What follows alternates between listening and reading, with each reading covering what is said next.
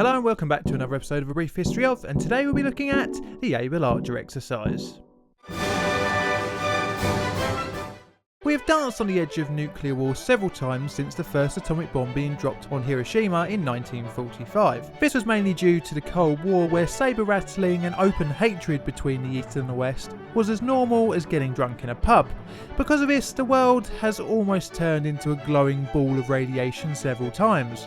In this episode of A Brief History of, we'll be looking at Abel 83, where a military exercise based around Europe nearly ended up in nuclear holocaust. Abel Archer is only one in a long list of fallout-esque near misses, and because of this, today's video has been made in conjunction with the Cynical Historian, who has looked into the world's comedy of nuclear errors. Abel 83 was the code name for an annual command post exercise in, you guessed it, 1983. November 83 to be precise. The aim of the exercises were to stimulate NATO's ability to deal with a period of conflict escalation culminating in a simulated DEFCON 1 nuclear attack. The plan was to run for 5 days in November 83, starting on the 7th. The exercise would be led from the Supreme Headquarters Allied Powers Europe, SHAPE, in Casino, Belgium. This time round, the Abel Archer exercise upped the levels of realism, adding new radio codes, periods of radio silences, and even participation of heads of government. Due to the added realism of 83's Abel Archer exercise and the breakdown of relations between the East and West, some members of the Soviet Union's Politburo and military believed it was a cover for a real first strike on the East.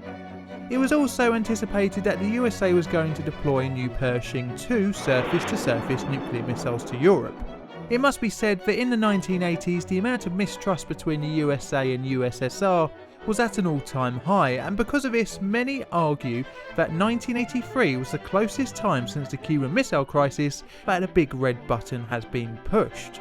The main cause of the Abel Archer scare was the implementation of the Soviets' Operation Ryan, which was aimed at collecting evidence that the USA was planning an imminent first strike. This came about after Andropov, the head of the KGB, who also became General Secretary of the Central Committee of the Communist Party in the Soviet Union in 1982, put strategic military intelligence at the top of the KGB collection priorities, and he hastily created a special institute within the KGB to handle it. The operation started in 1981 and was the largest Soviet peacetime intelligence gathering program in the USSR's history. The exact reasoning for the Ryan operation is not known, but Gorikovsky, the highest ranking KGB official ever to defect to the West, attributed it to a potentially lethal combination of Reaganite rhetoric and Soviet paranoia. There are a number of reasons why the East and West had broken down communications between each other. These included NATO's programme of clandestine naval operations that stealthily accessed waters near the Greenland-Iceland-United Kingdom gap, the Soviet occupation of Afghanistan and the subsequent US-led aid of the Mujahideen, the shooting down of KAL-007 by the Soviets, Reagan's build-up of arms, which included the deployment of Pershing IIs, and the announcement of the Star Wars programme. No, not that Star Wars. And the numerous cases of open sabre rattling between the two ideologically opposed sides meant that the stage was set for a misunderstanding of epic proportions. A hypothetical scenario was released to the MOD, short for the Ministry of Defence in the UK, and the Joint Chiefs of Staff in the USA leading up to the Abel Archer exercise. It started off with Orange, which was the name given to the hypothetical army, starting hostilities against ACE on the 4th of November, 3 days before the exercise would begin.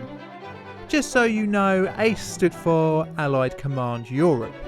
The scenario went on to explain that Blue, the NATO forces, would declare a general alert. Orange then on the 6th of November would start to use chemical weapons, and by the end of the day had deployed such weapons all over ACE. All of the events were only in the form of a written scenario and were intended to have taken place before the actual exercise would start.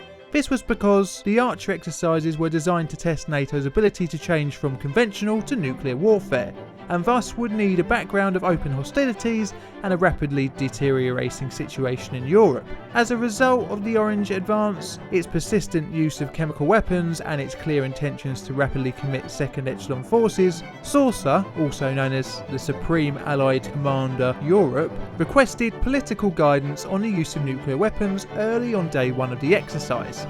the 7th of November 1983. Due to this, the Soviet intelligence services were looking for an early sign of a nuclear attack from NATO, and because of the Archer exercises, NATO began to simulate one.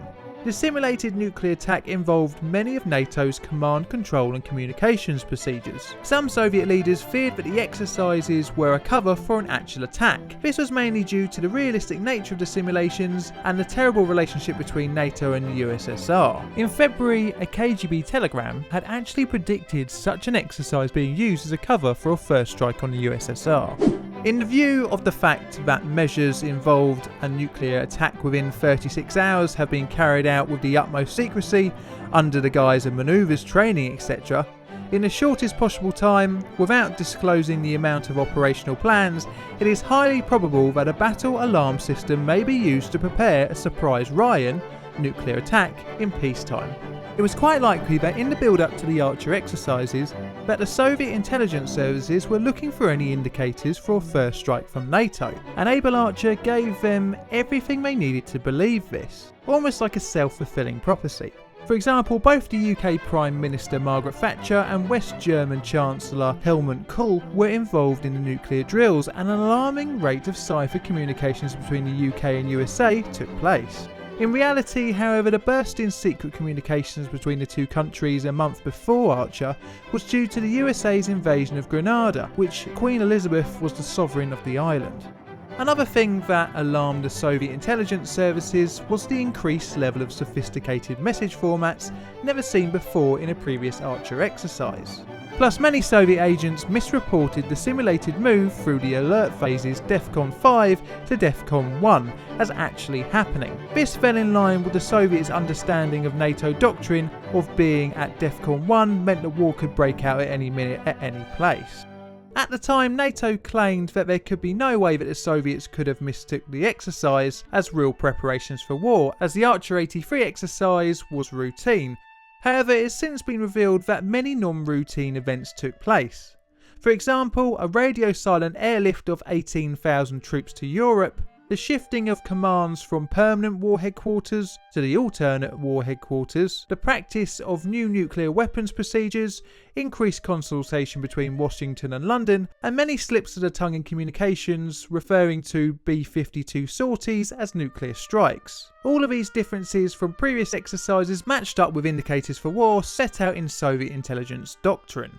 On the 8th and 9th of November, the Soviet intelligence services frantically tried to find out whether a strike was imminent. Believing that the only way to survive a NATO strike, the USSR began to ready its nuclear arsenal for a preemptive attack. Reports started to come into the CIA showing that increased activity in the Baltic military district and in Czechoslovakia.